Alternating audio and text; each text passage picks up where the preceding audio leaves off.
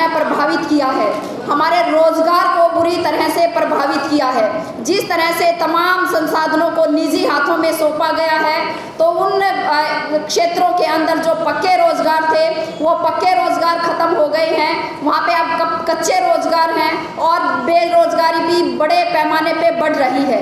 महंगाई लगातार बढ़ रही है, स्कूल बंद हो रहे हैं, हमारी खाद्य सुरक्षा पे संकट है, महंगाई बढ़ रही है। तो हम ये कह सकते हैं कि मजदूरों पे दो तरफा मार आज है।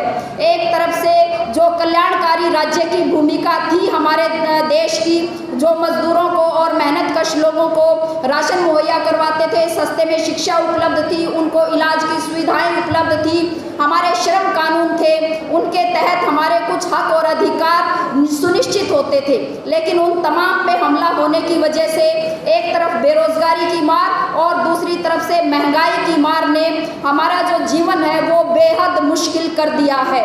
उसके साथ साथ हम ये देख रहे हैं कि जो हमने आज़ादी के समय पे जिन कानूनों को शहादतें दे के हासिल किया था, बनवाया गया था, आज उन कानूनों को बदल दिया गया है।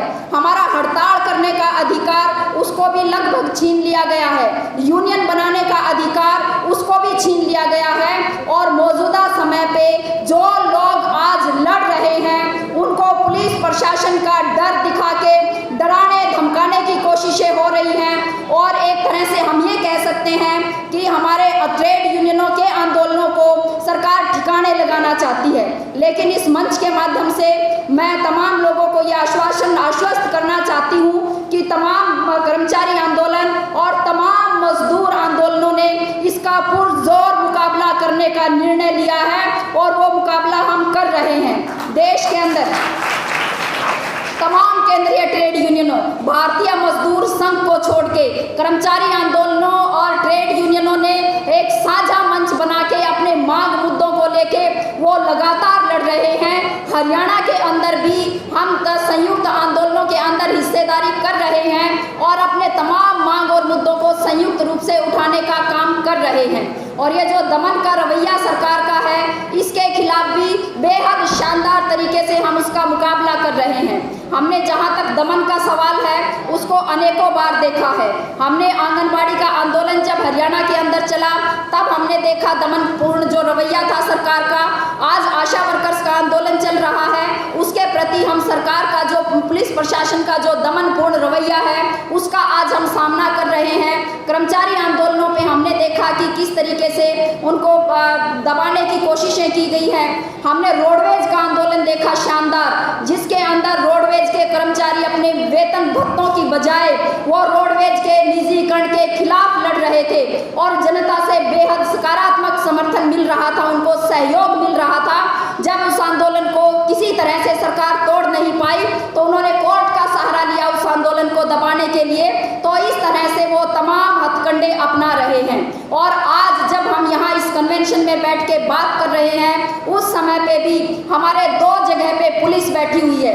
बरवाड़ा में हमारा CITU का ऑफिस है, वो पुलिस ने इस समय पे घेरे हुए है क्योंकि वहाँ पे कुछ प्रोग्राम होने थे इनके बीजेपी के नेताओं के, उनमें जाने का आशा वर्कर्स ने निर्णय लिया तो उनके घरों पे पुलिस पहुंच गई। हमारे CITU के ऑफिस पे इस समय पे पुलिस बैठी है।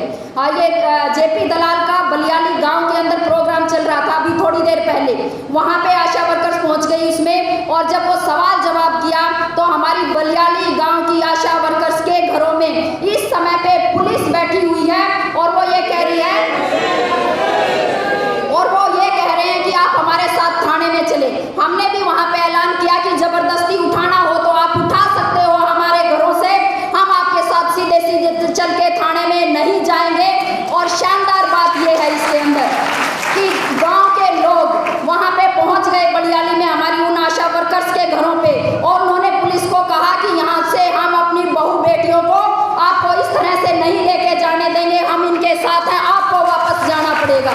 तो ये हर एक आज हम ये कह सकते हैं 20,000 जो वर्कर हैं हरियाणा की आशा, वो शानदार तरीके से इनके दमन का सामना कर रहे हैं। और न केवल ये एक कैटेगरी की बात नहीं है, तमाम कैटेगरी, हम निर्माण मजदूरों को देखा कि किस तरह से बोर्ड के अंदर उनका पंजीकरण नहीं हो रहा है, सुविधाओं के लाभ नहीं मिल रहे हैं और उनके लिए शानदार आंदोलन निर्माण मजदूरों का पिछले दिनों में हमने देखा।